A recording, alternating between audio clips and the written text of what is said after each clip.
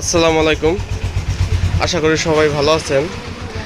এই যে আমার দোকানটা দেখছেন, এই যে মালামালগুলো আমি সাজাইছি এখানটায়, তো এই মালামালগুলো বুঝে সাজানো থাকে তারও একটা যোগ্যতার প্রয়োজন হয়। যেরকম আপনাদের বলি, আমার একটা ফ্রেন্ড আছে, ও মাঝে মধ্যে যারা নিয়মিত ভিডিও দেখেন তারা ওকে দেখছেন।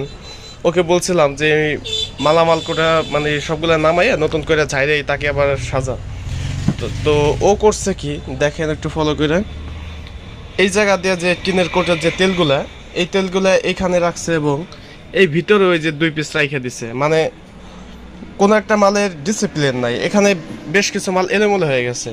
মাল সাজানোর সঠিক নিয়ম হচ্ছে, আপনি এইখান দিয়ে যদি এই তেলটাই সাজান, এই পাশ দিয়ে সব এক সাইড করে সাজাইতে হবে, এবং যদি এই পাশে যে কুমারিকা সাজানো আছে এটা সাজাইলে এটাও এক পাশ দিয়ে সাজাই দিতে হবে।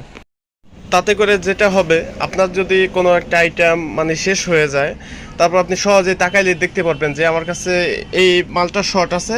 আপনি তৎক্ষণাৎ ওই মালটা মেমো করতে পারবেন এবং পরবর্তীতে আনতে পারবেন।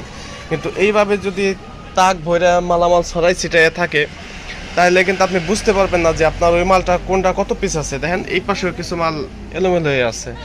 এটা আমি পরে আর কি ফলো করছি। মূল কথা হচ্ছে, আমার যে ফ্রেন্ড এই মালগুলো সাজাইছে, ও তো আর এই মালামাল সাজানো এক্সপার্ট না। কিন্তু ওকে যদি আমি নির্দেশনাটা সুন্দরভাবে দিতাম তাহলে আর এই ভুলটা হয়তো বা করতো না। কিন্তু এইখানে ভিডিও করার একটা উদ্দেশ্য হলো যে, অনেকে ভাবেন মালামালগুলো সাজানোই বুঝি অনেক সহজ, কিন্তু মালামালগুলো সাজানোর মধ্যে একটু হিসাব কিতাব আছে অনেক। প্রত্যেকটা সেক্টর অনেকটা হিসাব কিতাবের মধ্য দিয়ে প্রবাহিত হয়। দোকানদারি বিষয়টা হচ্ছে এরকমই। দূরের তা এক একজন দেখে অনেক কিছুই অনেকে ভাবতে পারেন, কিন্তু বাস্তবিক অর্থে একটা দোকান পরিচালনা করার ক্ষেত্রে কতগুলো সাইট হিসেব করা লাগে, এটা যে দোকানদার সে ছাড়া অন্য কাউরে বইলে বোঝানো যাবে না।